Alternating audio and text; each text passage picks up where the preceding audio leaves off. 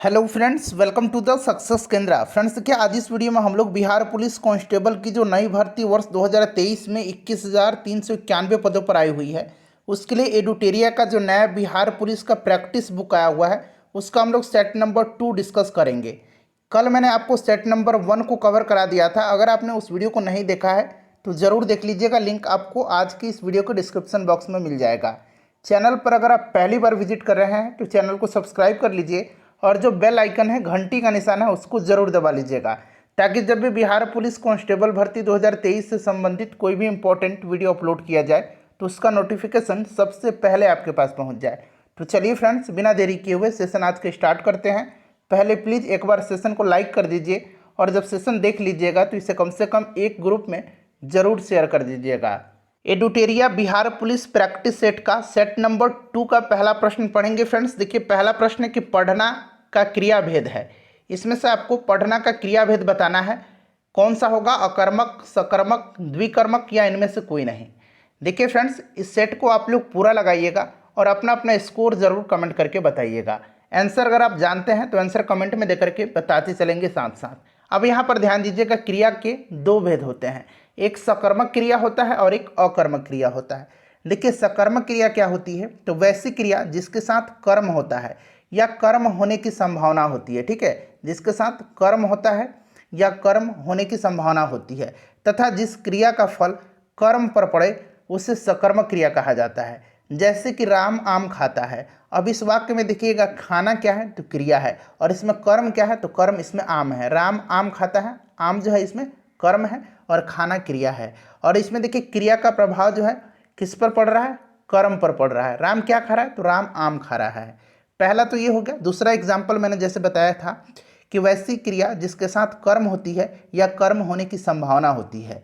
तो इसमें कर्म संभावना होगी किसमें? जैसे कि राम पढ़ता है। अब देखिए राम क्या पढ़ता है? राम कुछ ना कुछ पढ़ रहा होगा, चाहे वह किताब पढ़ रहा है, चाहे वह कोई लेटर पढ़ रहा है, कुछ भी पढ़ रहा है, अखबार पढ़ रहा है। तो इसमें कर्म की संभावना है। जैसे कि यहाँ देखिए पढ़ना क्या है? पढ़ना एक सकर्मक क्रिया है। क्लियर है? अच्छा, अकर्मक क्रिया क्या होती है? तो वैसी क्रिया जिसके साथ कोई कर्म ना हो तथा क्रिया का फल सीधे कर्ता पर पड़ता है, उससे अकर्मक क्रिया कहा जाता है। जैसे राम हंसता है। अब इसमें देखिए इस वाक्य में हंसना तो क्रिया है लेकिन इसमें कर्म है ही नहीं। इसमें कर्म जो है ही नहीं, इसीलिए क्रिया का प्रभाव इसमें सीधे कर्ता पर पड़ रहा है, यानी कि राम पे पड़ रहा है।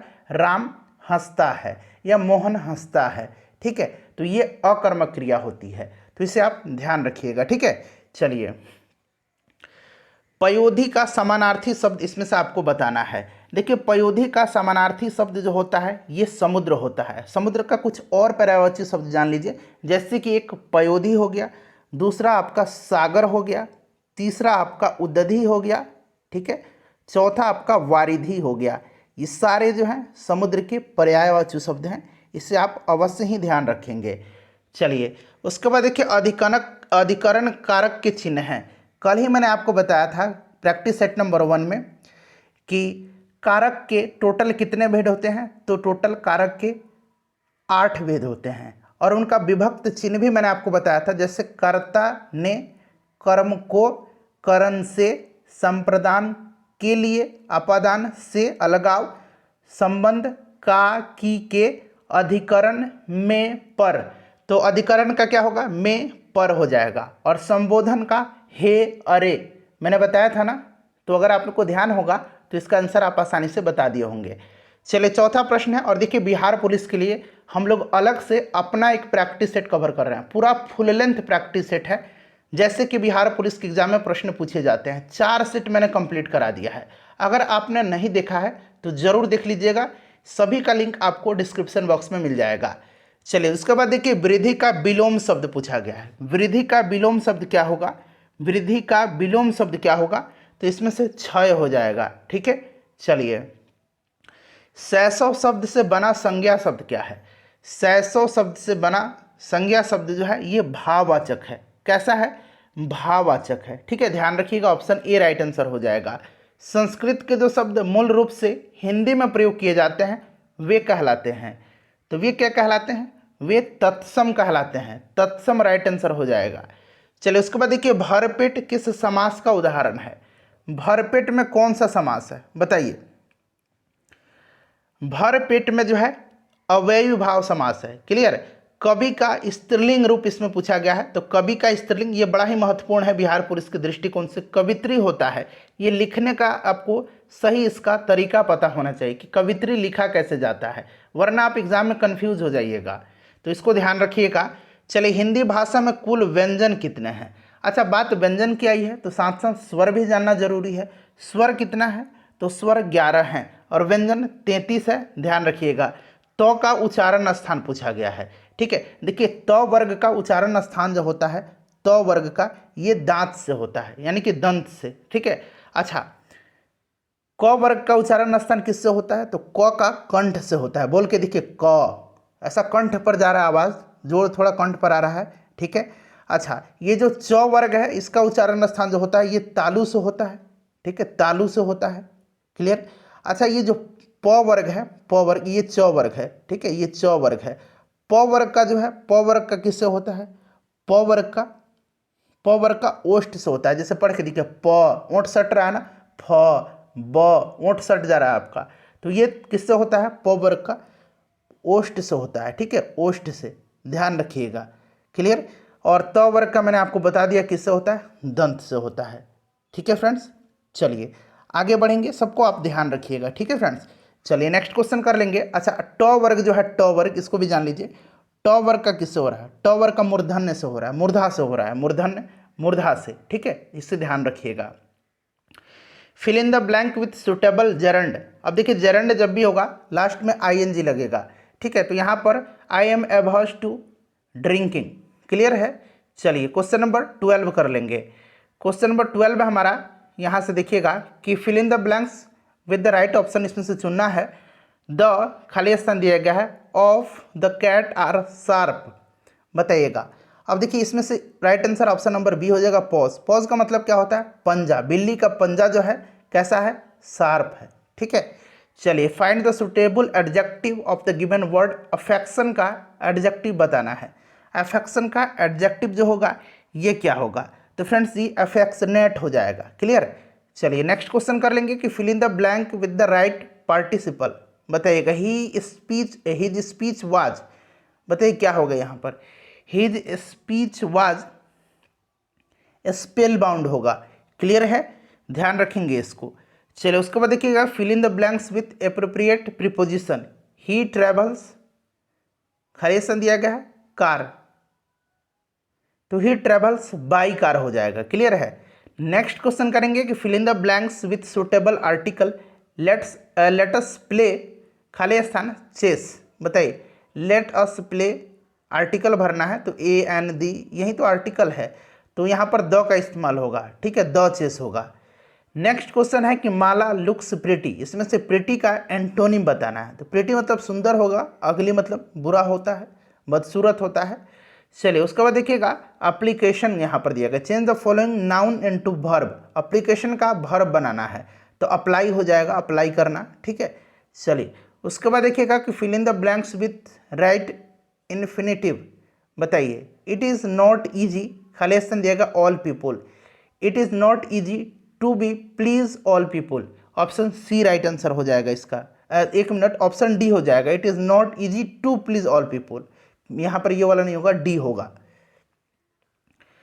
चलिए उसके बाद देखिएगा कि 20 नंबर है कि right the correct plural form of the given word. Thief का प्लुरल क्या होगा, थीप का प्लुरल इसमें से थीप्स हो जाएगा। ठीक है, ये वाला इस तरह से लिखा जाता है, याद रखेंगे आप, स्पेलिंग याद रखिएगा, थीप का बड़ा इंपॉर्टेंट है। नेक्स्ट क्वेश्चन है, अब यहाँ से देखिए जीके जीएस के प्रश्न स्टार्ट हो रहे हैं। चलिए, निम्नलिखित में से कौन से विटामिन की कमी के कारण स्कर्वी होता है। स्कर्वी रोग होता है किस विटामिन की कमी से, तो विटामिन सी की कमी से होता है। विटामिन सी का रासायनिक नाम ही एस्कॉर्बिक एसिड होता है। क्लियर है। विटामिन ए की कमी से क्या होता है, रतौंधी होता है, जीरोप्लेथैलेमिया नामक रोग होता है। विटामिन ए का रासायनिक नाम रेटिनॉल है। विटामिन बी की कमी से क्या होता है, विटामिन बी की कमी से, बताइए। विटामिन बी की कमी से क्या होगा, बेरी होता है। क्लियर, सबको ध्यान रखिएगा। चलिए, मानव शरीर की सबसे लंबी अस्थि कौन सी है। मानव शरीर की सबसे लंबी अस्थि जो है ये फीमर है। फीमर जांग की हड्डी है।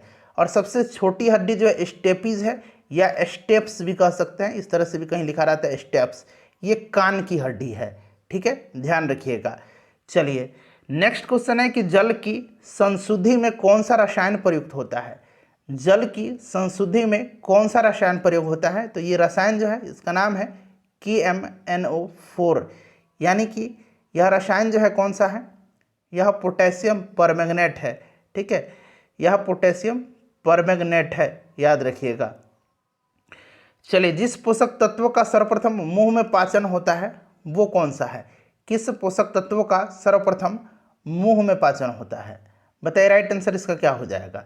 फ्रेंड्स ये कार्बोहाइड्रेट है, क्या है, कार्बोहाइड्रेट है। अच्छा बात कार्बोहाइड्रेट की आई है तो क्या आपको ग्लूकोज का फॉर्मूला याद है, ग्लूकोज का फॉर्मूला याद है आपको, तो ग्लूकोज का फॉर्मूला होता है C6H12O6 होता है, ठीक है फ्रेंड्स, इसको ध्यान रखिएगा। नेक्स्ट है कि कौन ऊष्मा एवं विद्युत का सुचालक है, इसमें से ऊष्मा और विद्युत का सुचालक, तो इसमें से देखिएगा तो ग्रेफाइट है। ग्रेफाइट क्या है, यह एक अधातु है और कार्बन का अपरूप है। अधातु होने के साथ साथ यह ऊष्मा और विद्युत का सुचालक होता है। उच्च रक्तचाप का प्रमुख कारण क्या है, अच्छा सामान्य मनुष्य का रक्तचाप कितना होना चाहिए, ब्लड प्रेशर कितना होना चाहिए, तो 120/80 mmGH, ठीक है। 120 जो होता है इसको क्या कहा जाता है, इसको सिस्टोलिक कहा जाता है, इसको सिस्टोलिक कहा जाता है, ठीक है, सिस्टोलिक। और 80 को क्या कहा जाता है, 80 को डाईस्टोलिक कहा जाता है, 80 को डाईस्टोलिक कहा जाता है, सबको ध्यान रखिएगा। रक्तचाप मापा किससे जाता है, तो स्फिग्मोमैनोमीटर से मापा जाता है, स्फिग्मोमैनोमीटर से मापा जाता है, ठीक है। चलिए उच्च रक्तचाप का प्रमुख कारण मानसिक तनाव है, ठीक है फ्रेंड्स, प्रेशर बिल्कुल नहीं लेना है आपको भी। चलिए उसके बाद देखिएगा कि एक विद्युत चालक में विद्युत आवेश के प्रवाह की दर को क्या कहते हैं, एक विद्युत चालक में विद्युत आवेश के प्रवाह की दर को क्या कहते हैं, तो फ्रेंड्स यह विद्युत धारा कहलाता है। विद्युत धारा का एसआई यूनिट क्या होता है, विद्युत धारा का एसआई यूनिट जो होता है ये एम्पियर होता है, क्या होता है, एम्पियर होता है, एम्पियर होता है, ठीक है, ध्यान रखेंगे। और विद्युत धारा को मापा किस यंत्र से जाता है, तो एममीटर से मापा जाता है, एममीटर से मापा जाता है। चलिए उसके बाद देखिए हैजा किसके कारण होता है, हैजा जो होता है ये किसके कारण होता है, हैजा होता है किसके कारण, ये जीवाणु के कारण होता है, यानी कि बैक्टीरिया इसका राइट आंसर हो जाएगा। सर्वप्रथम परमाणु सिद्धांत को किसने प्रस्तुत किया था, परमाणु सिद्धांत को प्रस्तुत किसने किया था, तो फ्रेंड्स ये क्या था, जॉन डाल्टन ने, किसने, जॉन डाल्टन ने। अगला प्रश्न कर लेंगे कि वायु में नाइट्रोजन का प्रतिशत कितना होता है, वायु में नाइट्रोजन का प्रतिशत 78% होता है, ठीक है, 78% होता है। अगर आर्गन का पूछा जाए तो 0.93% होता है। अगर आपसे कार्बन डाइऑक्साइड का पूछा जाएगा तो 0.03% होता है। ऑक्सीजन का पूछा जाएगा तो लगभग ऑक्सीजन 21% होता है। चलिए उसके बाद नेक्स्ट क्वेश्चन है हमारा कि ढोकला बनाने में प्रयुक्त विधि क्या है, ढोकला बनाने में जो प्रयुक्त विधि है यह विधि क्या है, तो फ्रेंड्स यह किण्वन है, किण्वन, या फिर यहाँ पर देखिए खमीरीकरण दिया गया है, किण्वन या खमीरीकरण, याद रखिएगा। चलिए क्वेश्चन नंबर 32 कर लेंगे। 32 नंबर प्रश्न है हमारा कि टाइफाइड बुखार किसके कारण होता है, टाइफाइड जो होता है यह किसके कारण होता है, तो इस जीवाणु का नाम है साल्मोनेला टाइफी, यानी कि यह जीवाणु से होता है, साल्मोनेला टाइफी, यहाँ मैं लिखता हूँ साल्मोनेला टाइफी, ठीक है, इस जीवाणु से होता है। आधुनिक टीवी की स्क्रीन किससे बनी है, आधुनिक टीवी का स्क्रीन जो होता है ये बना होता है किससे, तो प्रकाश उत्सर्जक वाले डायोड से, लाइट इमिटिंग डायोड से, ठीक है, एलईडी टीवी हम लोग बोलते हैं ना।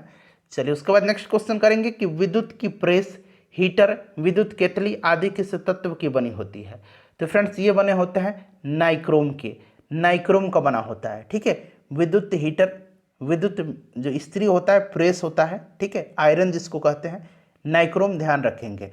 विद्युत बल्ब में टंगस्टन धातु का इस्तेमाल होता है। चलिए उसके बाद देखिएगा कि ब्रुसेलोसिस नामक बीमारी का कारण क्या है, ब्रुसेलोसिस बीमारी जो होती है यह जानवरों से मनुष्यों में फैलने वाला एक संक्रामक बीमारी है और यह ज़्यादातर बीमारी बिना पाश्चीकृत किए गए दूध पीने के कारण होता है, ठीक है, ध्यान रखेंगे, जीवाणु राइट आंसर हो जाएगा इसका।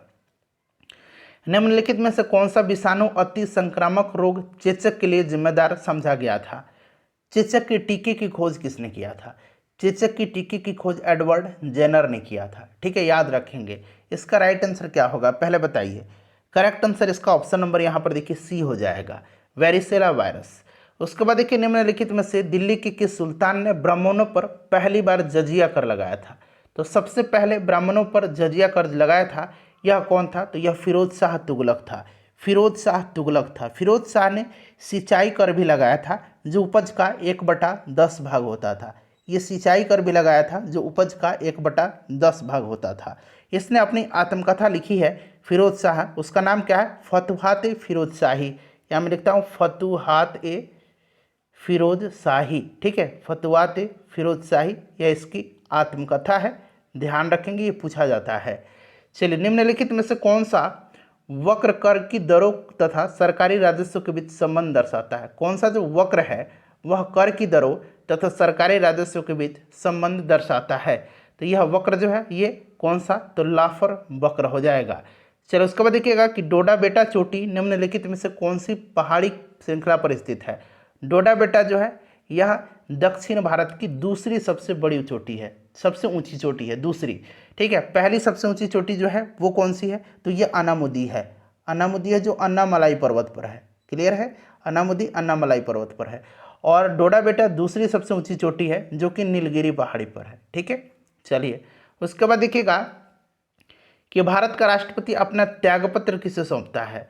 भारत का राष्ट्रपति जो है यह आर्टिकल 56(2) के तहत जो है अपना त्यागपत्र उपराष्ट्रपति को संबोधित करके देता है। उपराष्ट्रपति राइट आंसर इसका हो जाएगा। चलिए, उसके बाद देखिएगा क्वेश्चन नंबर 41 है कि बक्सर के युद्ध किस किस के बीच में हुआ था? बक्सर के युद्ध जो है यह किस किस के बीच हुआ था? तो इसमें मीर कासिम था एक तरफ, और मीर कासिम के साथ और कौन कौन लोग थे? तो मीर कासिम था, अवध का नवाब शुजाउद्दौला था, और मुगल बादशाह शाह आलम द्वितीय था। ये तीनों एक तरफ थे। दूसरी तरफ अंग्रेज थे, इसमें अंग्रेजों की जीत हो गई। अंग्रेजी सेना का नेतृत्व इसमें हेक्टर मुनरो कर रहा था। 1764 में बक्सर का युद्ध हुआ था। ठीक है, मीर कासिम और अंग्रेज होगा। चलिए, उसके बाद नेक्स्ट क्वेश्चन है हमारा कि बिंबिसार किस वंश का शासक था? बिंबिसार जो था ये हर्यक वंश का संस्थापक था। अच्छा, हर्यक वंश का अंतिम शासक, आखिरी शासक कौन था? तो ये नागदशक था। ठीक है, ध्यान रखेंगे, नागदशक बिंबिसार का हर्यक वंश का आखिरी शासक था। क्लियर है। हर्यक वंश के बाद कौन सा वंश आया था? तो हर्यक वंश के बाद शिशुनाग वंश ने अपना साम्राज्य स्थापित किया था। हर्यक के बाद शिशुनाग वंश। ठीक है, शिशुनाग के बाद नंद वंश आया था, नंद के बाद मौर्य वंश आया था। तो इस तरह से थोड़ा क्रम भी आप साथ साथ याद रखेंगे। चलिए, अगला प्रश्न कर लेंगे। चलिए, क्वेश्चन नंबर 43 है कि राजा भोज निम्नलिखित में से किस राजवंश से संबंधित थे? राजा भोज जो थे ये किस राजवंश से संबंधित थे? बताइए, राइट आंसर इसका क्या हो जाएगा। देखिए फ्रेंड्स, ध्यान दीजिएगा, राजा भोज जो थे ये परमार वंश के सर्वाधिक शक्तिशाली शासक थे। परमार वंश राइट आंसर हो जाएगा। परमार वंश का संस्थापक कौन था? तो परमार वंश का संस्थापक उपेंद्र राज था। कौन था? उपेंद्र राज था। इसको भी आप साथ साथ ध्यान रखिएगा। पृथ्वी का एकमात्र प्राकृतिक उपग्रह कौन सा है? चलिए, इसका आंसर आप मुझे कमेंट करके बता दीजिए। बता दीजिए, बहुत ही आसान क्वेश्चन है। चलिए, बता दीजिएगा इसका आंसर कमेंट करके।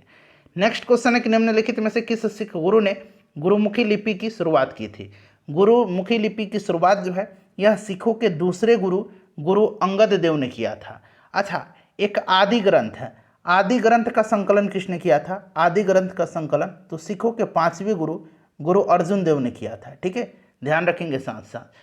चलिए, 2011 की जनगणना के अनुसार भारत में निम्नलिखित में से, यानी कि इस ऑप्शन में से किस राज्य में लिंगानुपात सर्वाधिक है?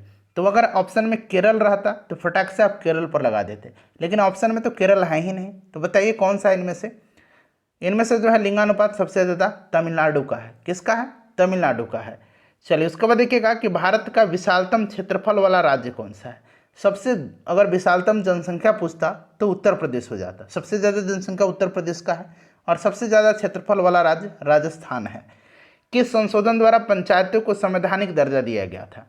तो पंचायतों को संवैधानिक दर्जा दिया गया था 73वां संविधान संशोधन के द्वारा। ठीक है फ्रेंड्स, ध्यान रखेंगे, 73वां संविधान संशोधन के द्वारा। चलिए, उसके बाद देखिएगा कि गांधी इरविन समझौता किस वर्ष हुआ था? गांधी इरविन समझौता जो है ये हुआ था कब? तो 5 मार्च 1931 को हुआ था। डेट सहित याद रखेंगे 5 मार्च 1931 को, 5 मार्च 1931 को गांधी इरविन समझौता हुआ था। इसको दिल्ली समझौता के नाम से भी जाना जाता है, गांधी इरविन समझौता को। अगला प्रश्न है हमारा कि राज्यसभा धन विधेयक को कितने दिनों के लिए लंबित कर सकती है। धन विधेयक को बताइए, कोई भी विधेयक धन विधेयक है या नहीं, अंतिम निर्णय लेने का अधिकार लोकसभा के अध्यक्ष को होता है और राज्यसभा धन विधेयक को मात्र 14 दिनों तक लंबित कर सकती है। चलिए उसके बाद नेक्स्ट क्वेश्चन कर लेंगे फ्रेंड्स। अगला प्रश्न हमारा, और ये प्रश्न बड़ा ही महत्वपूर्ण है, वह दर जिस पर बैंक भारतीय रिजर्व बैंक को ऋण देते हैं, बैंक जो होता है ना वो भारतीय रिजर्व बैंक को ऋण दे देते हैं, उसको क्या कहते हैं। तो देखिए अब यहाँ पर ध्यान देखिए, जिस दर पर रिजर्व बैंक ऑफ इंडिया वाणिज्यिक बैंकों को पैसा उधार देता है उसको हम लोग रेपो रेट कहते हैं, यानी कि रेपो दर कहते हैं, ठीक है। और बैंक रिजर्व बैंक को जब देते हैं तो इसको रिवर्स रेपो दर कहते हैं, इसको रिवर्स रेपो दर कहते हैं। दोनों को ध्यान रखना आपको। चलिए 51 के बाद 52 नंबर देखिए, यहाँ से है क्वेश्चन, नहीं 51 के बाद हमारा 52 यहाँ नीचे दिया गया है। रथ यात्रा त्यौहार है, बताइए रथ यात्रा त्यौहार है। रथ यात्रा त्यौहार जो है यह पुरी का है, उड़ीसा में रथ यात्रा होता है। इजराइल की संसद का नाम क्या है, इजराइल की संसद का नाम नेसेट है। मजलिस ईरान की संसद का नाम है। नेशनल पंचायत जो है ये नेपाल की है और डायट जापान की संसद का नाम है। चलिए राष्ट्रीय पंचायत नेपाल का है। उत्तर मीमांसा दर्शन के प्रवर्तक कौन हैं, बताएंगे उत्तर मीमांसा दर्शन के प्रवर्तक। तो उत्तर मीमांसा दर्शन जो है इसके प्रवर्तक कौन हैं, तो बादरायण हैं। कौन है, बादरायण है। अच्छा जैमिनी मैंने आपको बताया था यह पूर्व मीमांसा दर्शन के हैं, ठीक है। कनाद जो है यह वैशेषिक दर्शन के प्रतिपादक हैं और चारवाक जो है ये चारवाक दर्शन के हैं।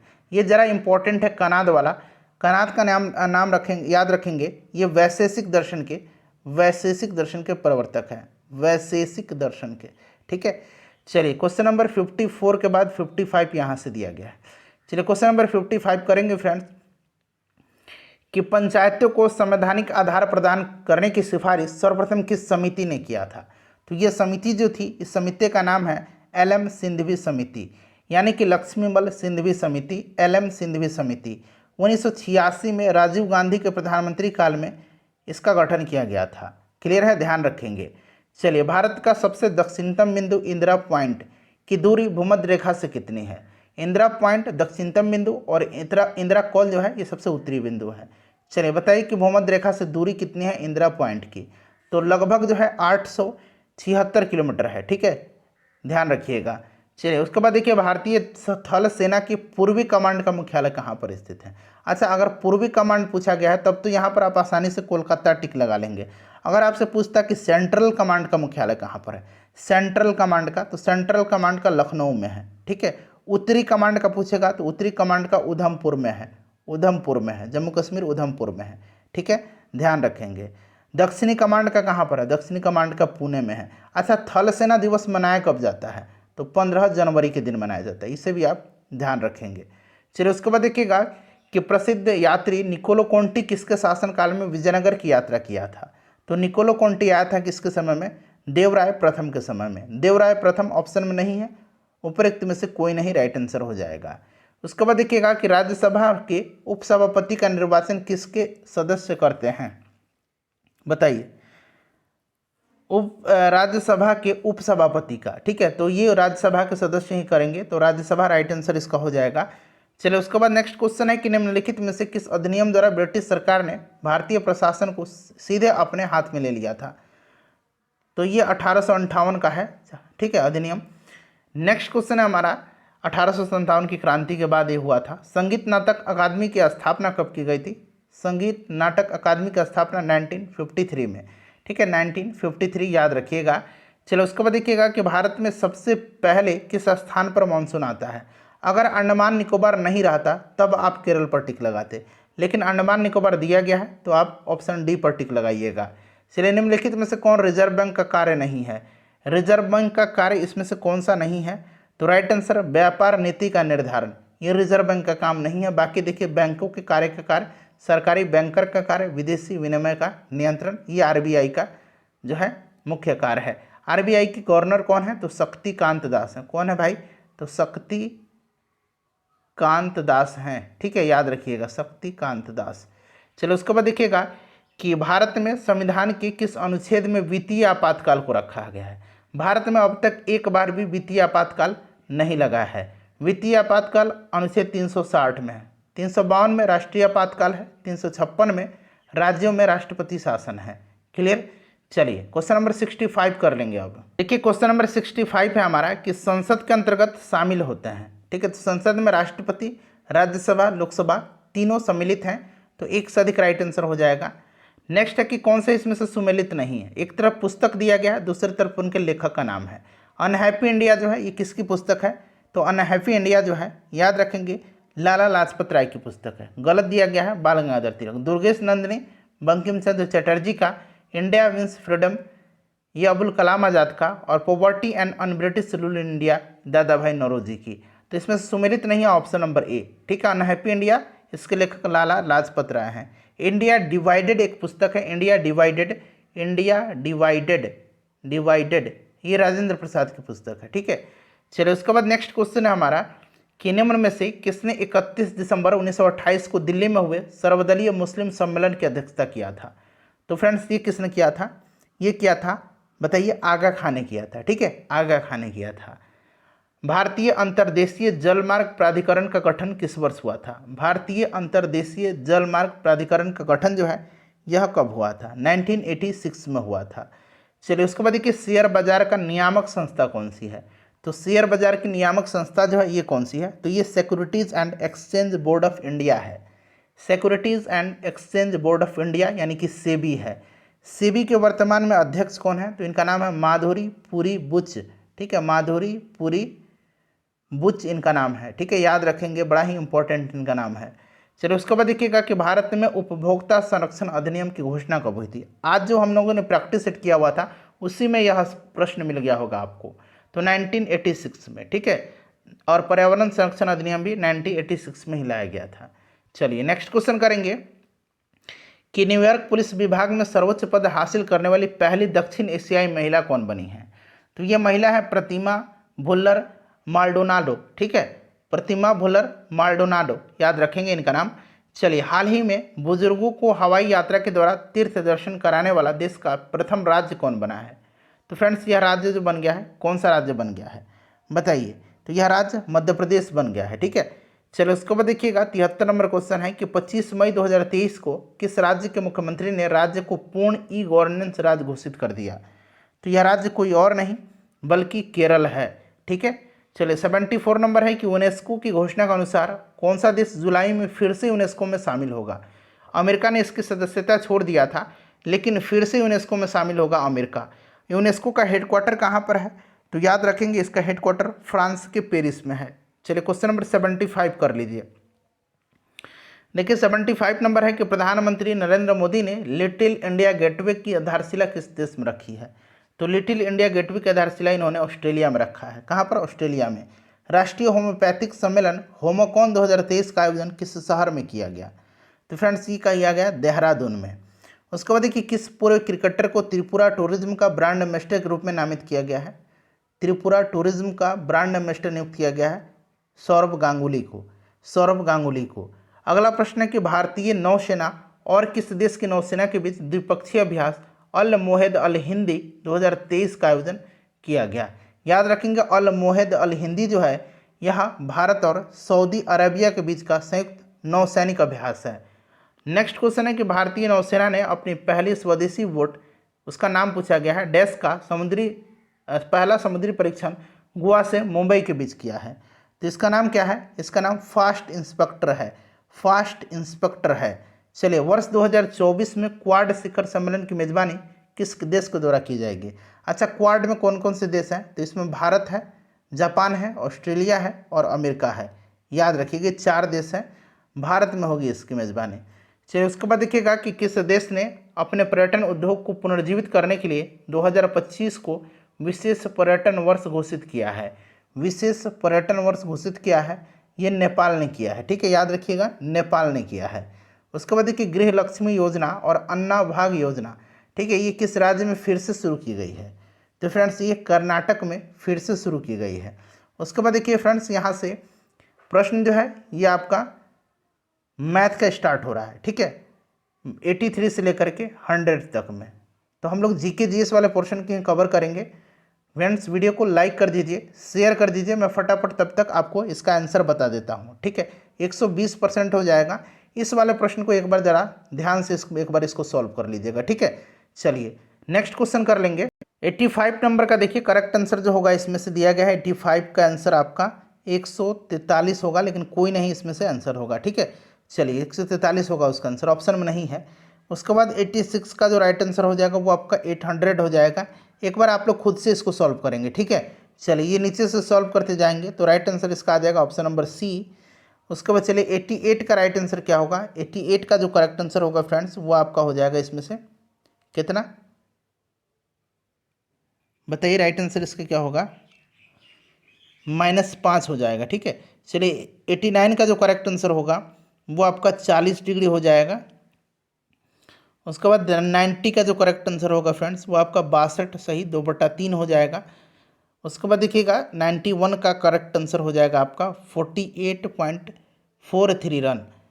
चलिए 92 का देख लीजिएगा, 92 का जो करेक्ट आंसर होगा वो आपका हो जाएगा 30%, ठीक है।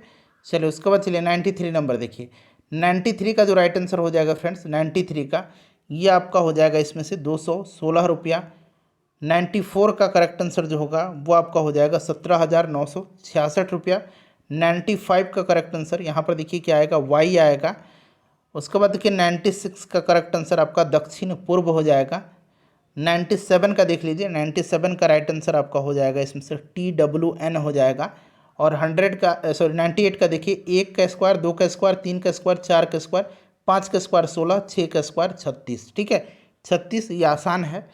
99 का राइट आंसर जो होगा वो आपका बुधवार हो जाएगा। और फ्रेंड्स 100 आखिरी क्वेश्चन है, शुतुरमुर्ग, सांप और मेढक इसमें कौन सा हो जाएगा, तो शुतुरमुर्ग, सांप और मेढक ये कौन सा हो जाएगा, तो ऑप्शन नंबर यहाँ पर देखिए आपका यहाँ पर क्या हो जाएगा, बी हो जाएगा।